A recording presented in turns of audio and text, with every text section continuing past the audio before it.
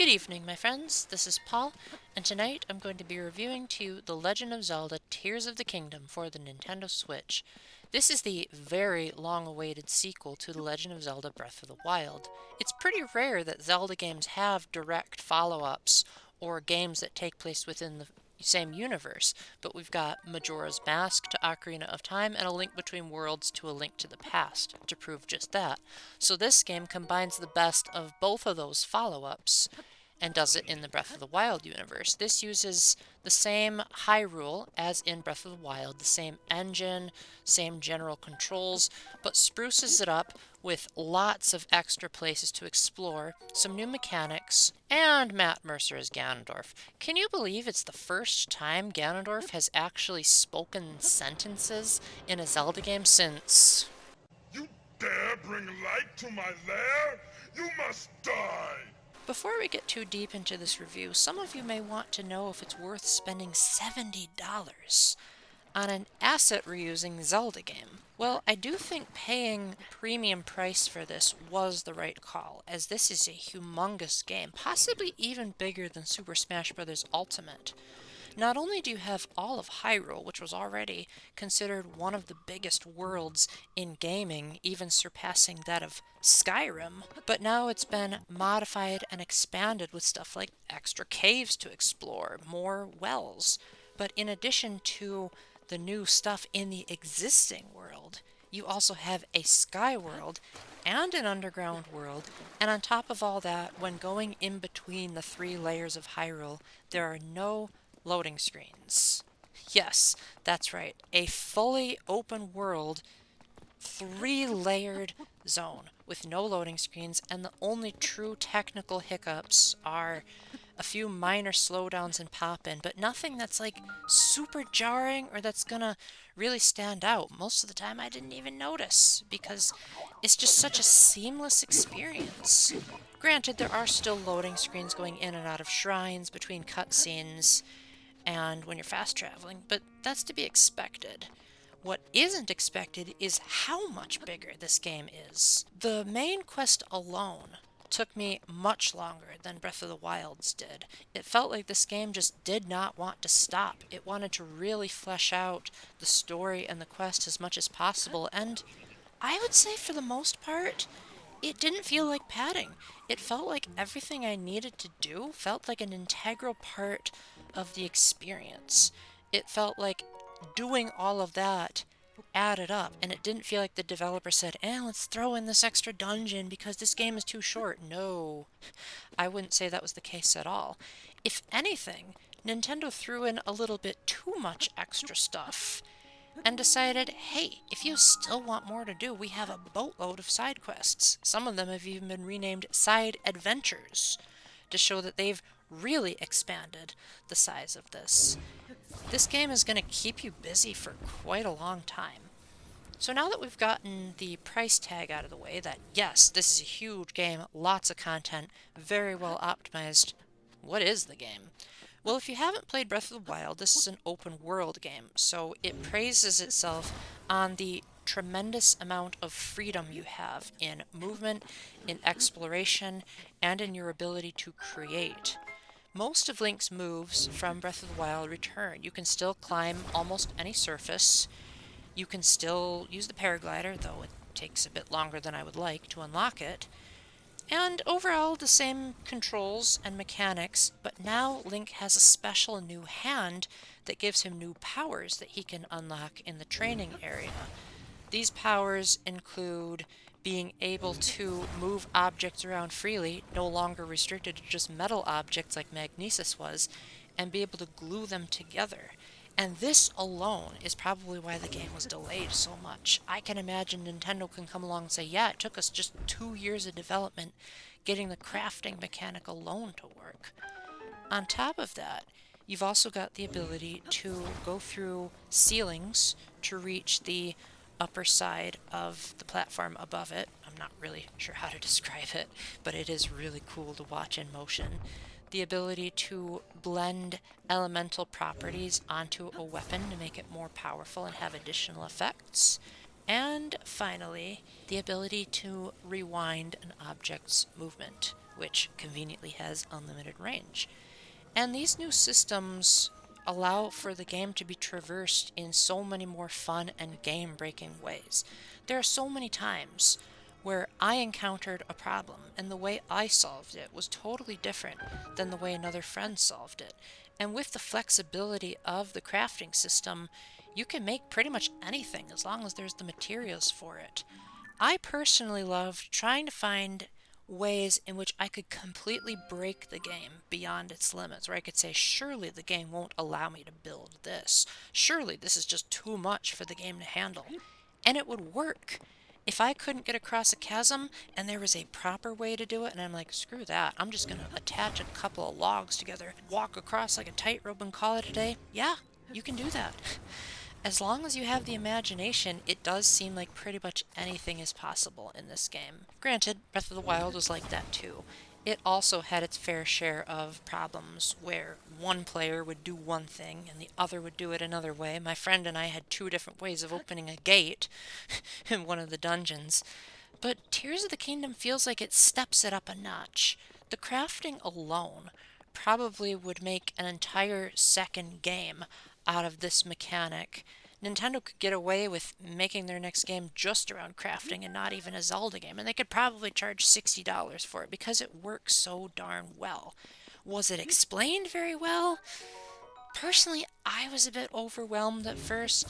I felt like the Great Plateau did a much better job as a tutorial area of easing you into the mechanics. Maybe they figured, oh, if you've already played Breath of the Wild, you don't need an extensive amount of training. You just need to train yourself on the new skills. And it sort of felt like the design prioritized the new over the old. But once I got to Hyrule, and once I had more room to just run around and try out the mechanics, then it started to click. Then I started to get it and realize, oh, Nintendo has really poured a lot of love and effort into making this seamless and refined. Now, not every single little niggling problem from Breath of the Wild has been 100% addressed. There's still broken weapons. They still seem to break way too fast. There's still a lot of shrines and very similar rewards for them. The voice acting can be a bit hit or miss. You've got amazing gems like Chris Hackney and Matt Mercer. Matt Mercer alone steals the show with every scene he's in. But then some of the returning actors, some of their lines can sound a bit muffled in contrast with the music, and there's no option to adjust that volume. So even if not all of the mechanics were completely reinvented, I feel like more of Breath of the Wild's ideas that felt more like a testing grounds have been more fully realized here. For example, let's take the dungeons. Pretty much everyone except for me hated the divine beasts in Breath of the Wild. But I think most of the fan base will probably really like the dungeons in this game. They are still non-linear as they were in Breath of the Wild, but I feel like the architecture, it has more variety. It's much more of a visual spectacle. You can go back and forth between the dungeons and the overworld without a loading screen, and they're also significantly tougher. Once you know the solutions to the puzzles, you're probably like, oh, that was so obvious in hindsight. But it's more so of traversing the dungeon. That's the puzzle itself, especially the Elden one. That one took me way too long. But thankfully, like I said earlier, I found creative ways to get through the problems. And all of a sudden, something that should have taken 20 minutes took me more like 5, because I said, oh, if I can craft this thing, I can bypass this whole obstacle. And I did.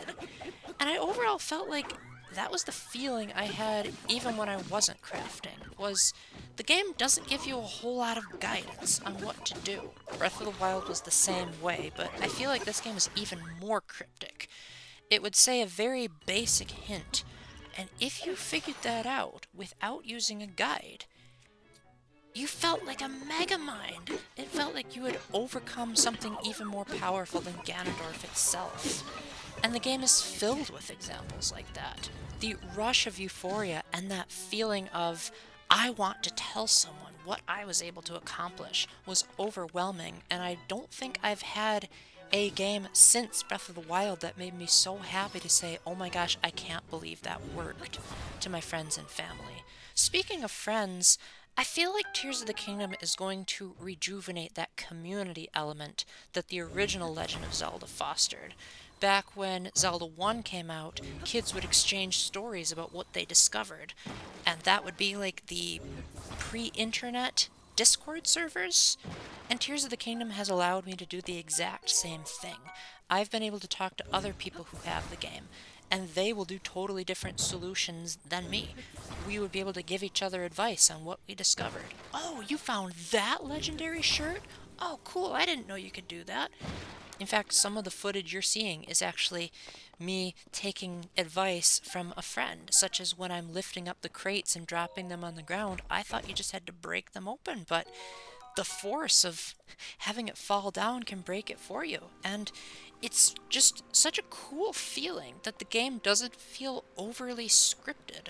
Yes, there's story moments, but just like in Breath of the Wild, you can play the story for the most part pretty much out of order. There's a cutscene player that lets you view them chronologically if you're that type.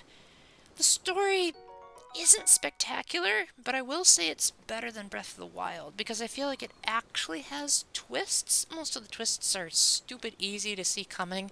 This is no Zero Escape level plot, but it's more enjoyable to sit through. And it's more enjoyable to experience because it feels like there's actual events going on to move the plot along as opposed to, oh my gosh, the calamity is terrible. Let's whine about it forever, as what seemed to be the case in Breath of the Wild. I do take issue with the pacing of the story. I feel like it's kind of all over the place. Like, not a whole lot is explained what happens between the events. There's a lot of guesswork. And while some may argue that an open world game should be more about the freedom of exploration and wandering around than a story, I personally think a good story doesn't have to come at the expense of good gameplay and vice versa, especially when you call it Tears of the Kingdom. That sounds like it's gonna be this super depressing story that happened to a foregone civilization, but I didn't get that vibe while I was playing this game. I didn't feel like there was some horrible tragedy going on. Granted, it's considerably more sad than Breath of the Wild was. Nothing ever made me tear up or get like emotional, but there were some moments where I'd be like, yeah, I could see that being quite an inconvenience. But I think the name is probably the biggest disappointment of this whole game. I wanted it to be something along the lines of Majora's Mask. Thankfully, in the gameplay department, it did succeed on that front, as Majora's Mask had the moon, and this was a terrifying threat that actually had an in-game purpose for being a threat. It wasn't just, oh, defeat this, and eventually you'll have a super tough final battle. The moon was a constant reminder that you had to hurry up and beat the 3-day cycle, and it was a literal reminder that you were on a time limit. This game has moments like that too. You'll occasionally encounter creatures that are gloomy versions, and they can reduce the maximum amount of hearts you can refill at a time. And these are truly terrifying. I felt like I was in a horror game. I don't play too many horror games, but I was like, oh gosh, get me away from these enemies. These are the most terrifying things ever.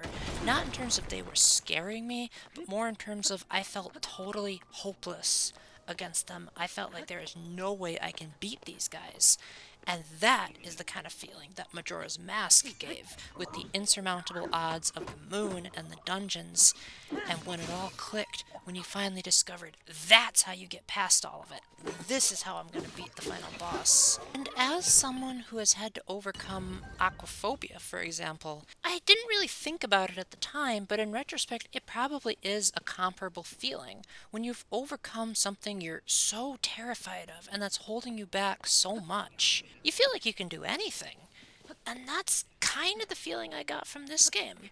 It felt like the battles and the scenarios were challenging, but they weren't like NES level hard. I did have to look up a guide a few times, but the times I didn't look up a guide made me feel like Oh gosh, I don't even know how to describe how well they made me feel. I'll just tell you what I did. I ran to my mom and I said, "This is what I thought I wouldn't be able to do, but somehow it worked." And she's like, "This game is brilliant if it allows that insane level of creative freedom in expression." Now, is Tears of the Kingdom the ultimate refinement of Breath of the Wild, and therefore that makes that game look like a tech demo? No, I don't agree with that.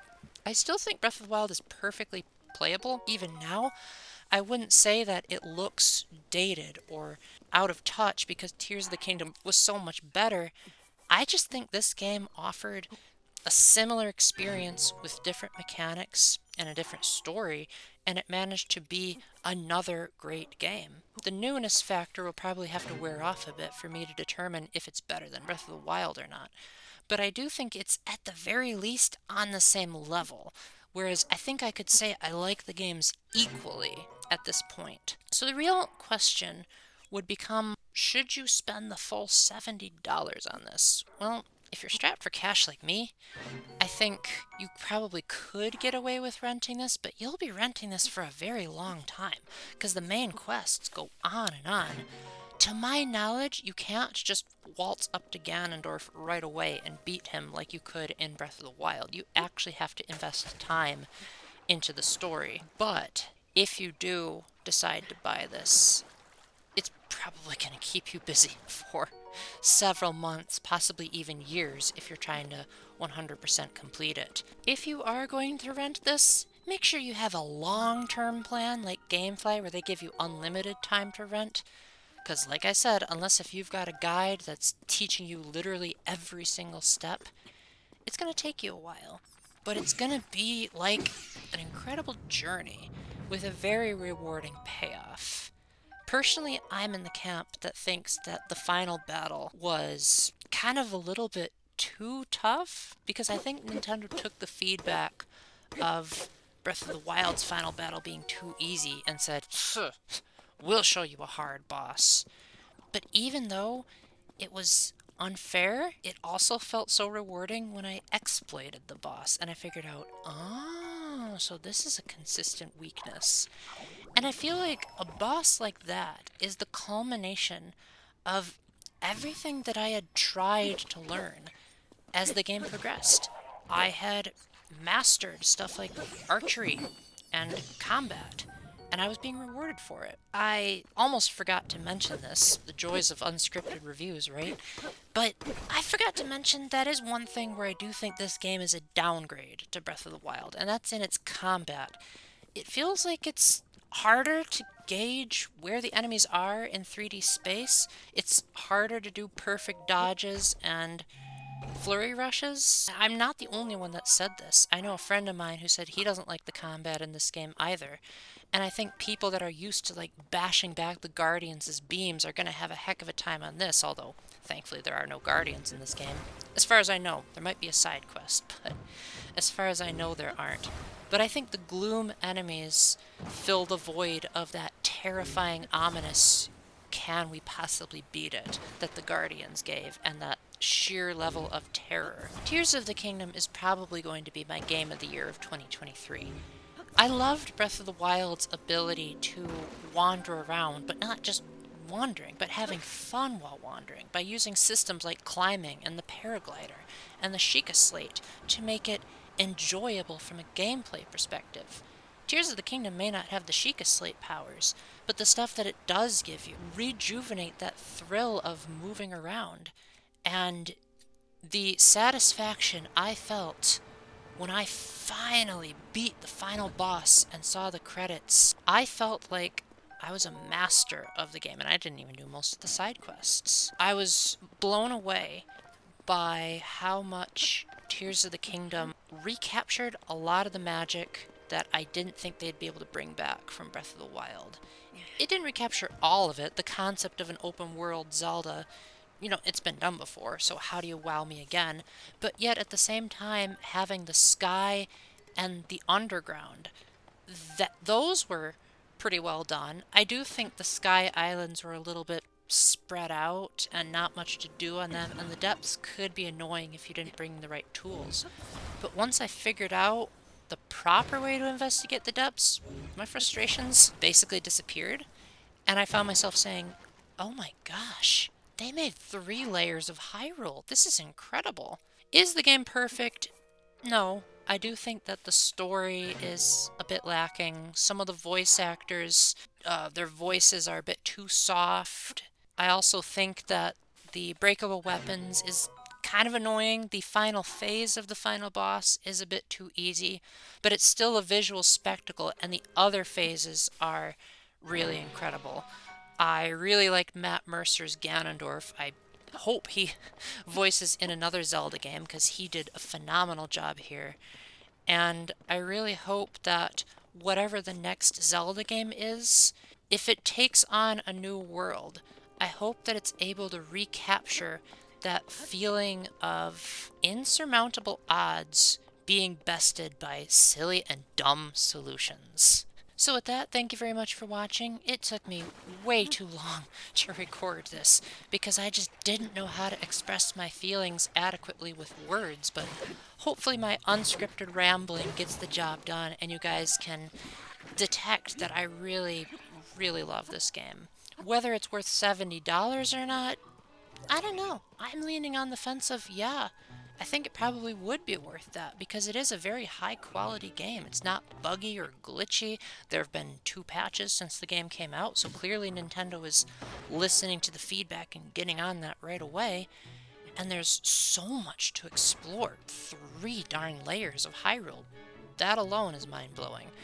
The main quest is nice and long, there's plenty of side content, lots of cool scenery to behold, and overall, I think you're in for a very long but a very fulfilling quest. So I hope you enjoyed this video. If you feel like supporting me on Patreon, the link will be in the description. Thank you to my current patrons, Matthew Rakowski, Sploon Ghost, Splatcat, and Scooter Doodles for their contributions. And until the next time, remember to keep the faith, stay epic, and God bless. Bye!